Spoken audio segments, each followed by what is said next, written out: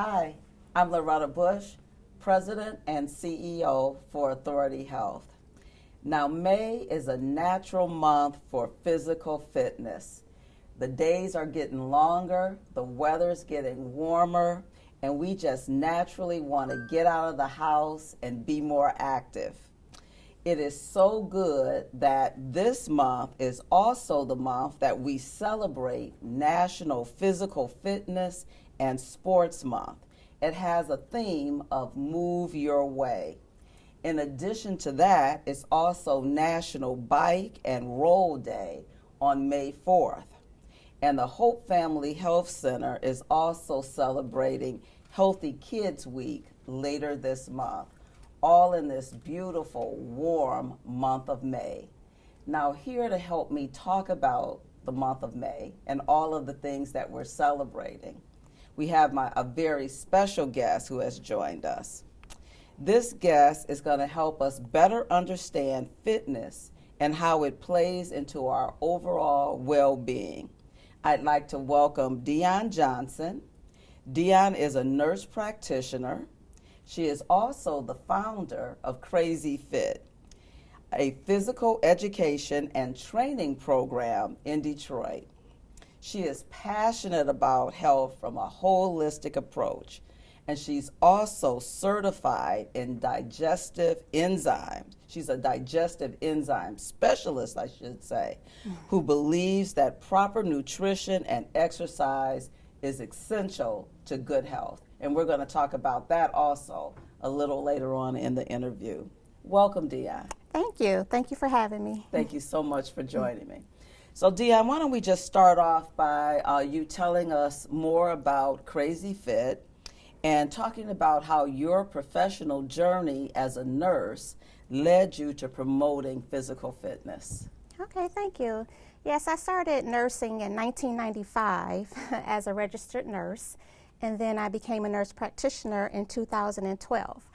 I worked in intensive care units for many years and eventually matriculated into the cardiac arena, where I worked, did stress testing for cardiac patients, which is an exercise stress test. So I would educate my patients all the time about the importance of exercise, and I decided it was just time to bring action to words. And so Krazy Fit was formed in 2019, Krazy Fit Detroit, and it's a low impact training program. So for people who have barriers with exercising, it takes away that barrier.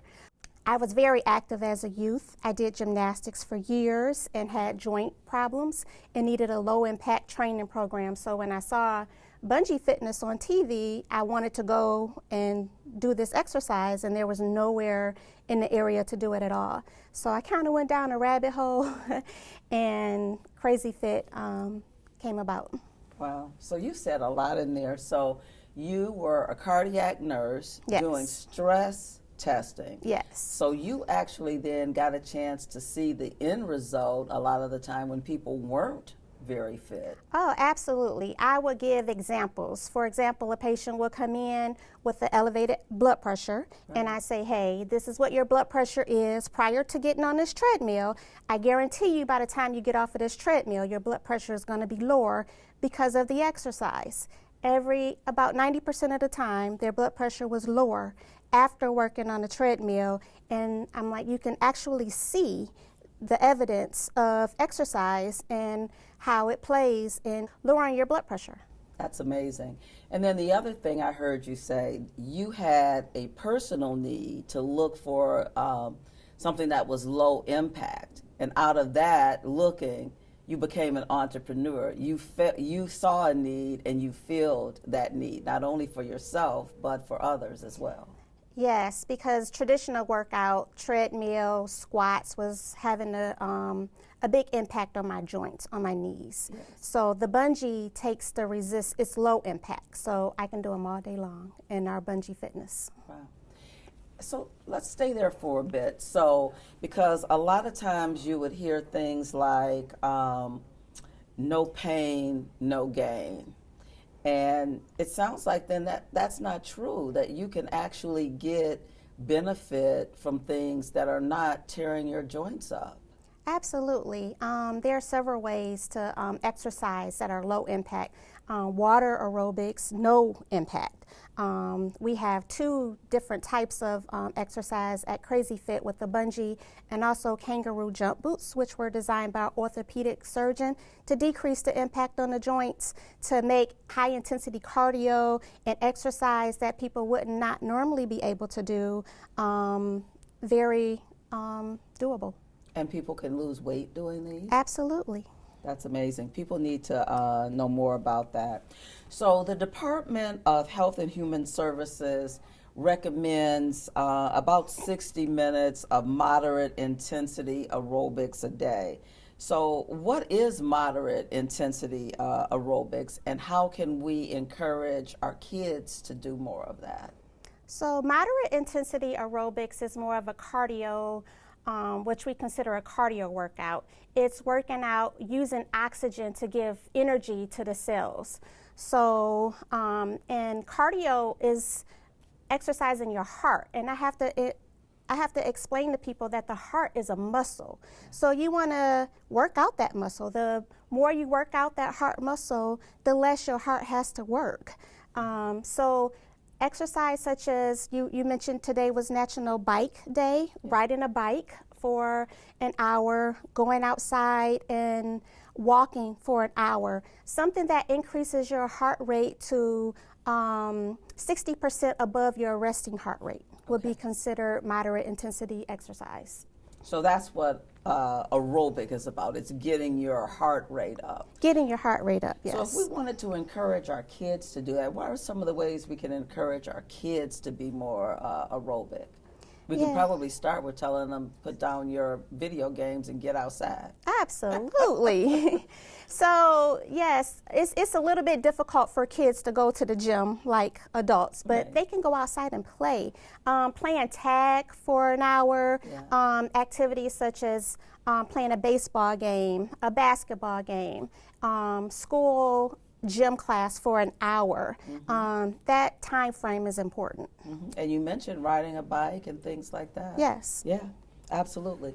And so then there's a difference then between the aerobic, the muscle training, the bone strengthening, the muscle strengthening. So talk a little bit then about muscle strengthening and those kinds of things. So those are anaerobic. Yes, muscle strengthening is important. It's usually considered weightlifting, dumbbells, kettlebells, and it's important for women to do weight-bearing exercise. I don't think, most women feel like, I don't want to bulk up, I don't want to look bulky, but women really need to do weight-bearing exercise to prevent osteoporosis, osteopenia, and strengthening exercise promotes bone growth. So that type of exercise you would want to do squats, heavy lifting, and it actually incorporates a balance of all three types of exercise, which is very important. So it incorporates aerobic exercise, strengthening exercise, and muscle growth. Okay. Or bone growth, I'm sorry. So what if someone, like you mentioned, what if someone is having joint problems? Are they still able to do like the muscle strengthening? And I see people using bands and the tighter bands or the looser bands. How can people still get some of the muscle strengthening if they're having joint problems? Yes, they definitely can use bands, lower weights. You don't have to start with heavy weights. You can start with very low weights. And when the joints are stiff, not moving them is worse. So they're going to continue to be stiff. I know you've heard if you don't use it, you'll lose it. So you have to keep moving. And sometimes getting started is a little difficult and it takes a little longer, but the more you move, the more lubrication you'll get in those joints and the more you'll be able to do. Okay. So even if someone is having some joint pains and things like that, probably after consulting a physician and everything and making sure that it's safe to move, that they should start off with some moderate moving, including some strength training and maybe some bands or some light lifting. Oh yes, I have my 87-year-old mother-in-law has rheumatoid arthritis. Okay. I have her, she have the little bike thing at home. She has weights, and I actually put her in a bungee with her walker to do some squats, because we were designed to move. We weren't designed to retire our bodies. We weren't designed to be still. We were designed to move for the rest of our life. See, now that's important. You know, I really want you to just say that again. We were designed to move. We weren't designed to be still. We were designed to move for the rest of our life, right? Absolutely. And that's just so important. We want to continue to move. We want to continue to move for the rest of our life. And even if we have joint pains and various different things, that's beautiful. So there's, you know, it's almost a time when no matter what interview I'm doing, no matter what topic I'm talking about, COVID always seems to come into the picture.